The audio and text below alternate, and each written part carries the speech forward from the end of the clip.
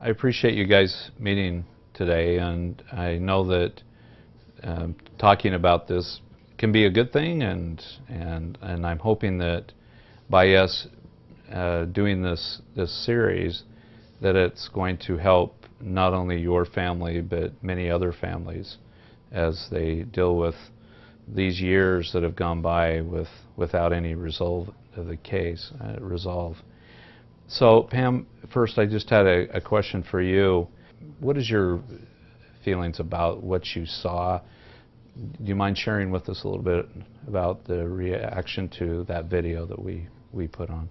I thought it was documented really well as far as you know, the information and everything, and I hope that it'll hopefully put it back out there again and not be on the back burner as it tends to get.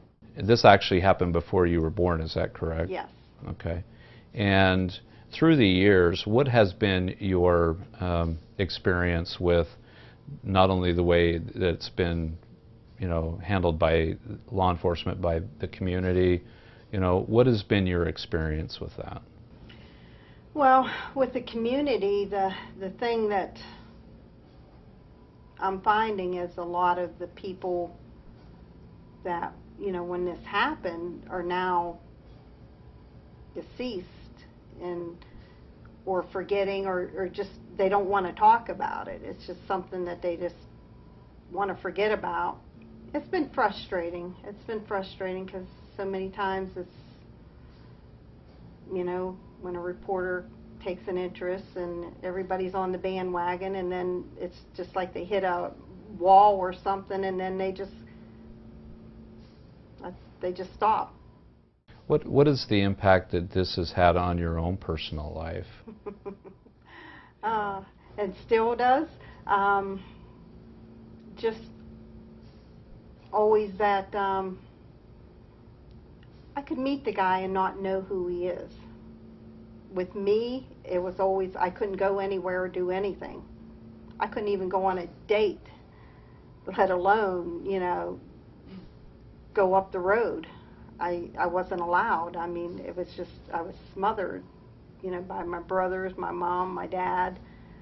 I wasn't really allowed to do anything, so that was a big problem. And then as I got older and got married, and with my daughter, even my son, you know, I mean,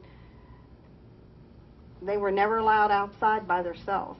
I was always out there with them, and with our granddaughters now, I live in a nice neighborhood, but if my girls go out, I'm wigging because nobody's out there with them.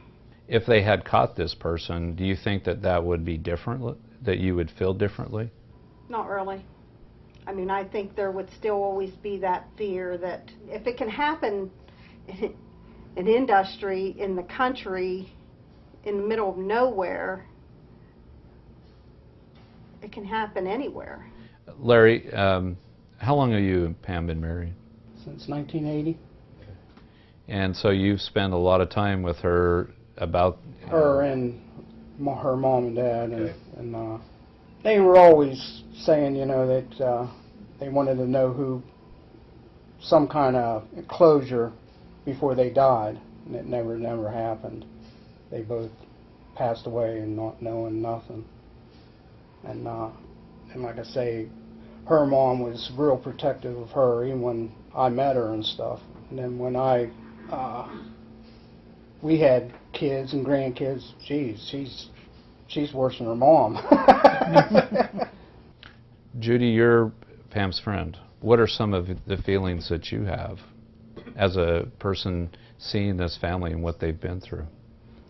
I remember going to the church to the funeral,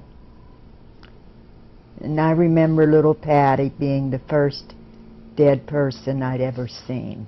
And I often thought, I was 9 years old at the time, I often thought of what my mother said: if you go and see somebody after they've died, then you put closure. You don't think of them anymore. But that was so untrue in this case. You know, for 57 years, I've thought of that little girl. in her little white dress in that little wooden box, because that's all they could afford, was a little pine box. And I've never had closure. You know, and a lot of times we hear the term closure and moving on, and those kinds of terms for victims.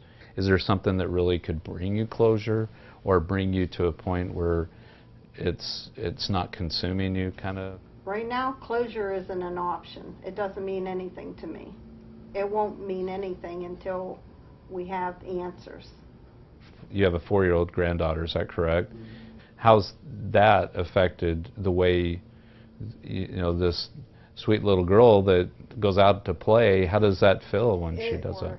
It's just all in all out, like, fear. I mean, I look at her and I think, oh my God, you know, my sister was this big. And I know people probably look at me and think, well, you know, it's my sister, you know, and I didn't even know her. And and even now, I always get very emotional about that part when I think about that. How is it that this series may help you? What is it that you think that we can do to assist you? Not only us, but the community, law enforcement. Well, I think there should be definitely more work with the cold cases, that, you know, that you just don't put them on the back shelf. I think they should have somebody always looking into them and trying to find something, a shred of evidence, you know, hope. I mean, you know, I think mostly for anybody who's had a loved one murdered, or, you know, that we need hope.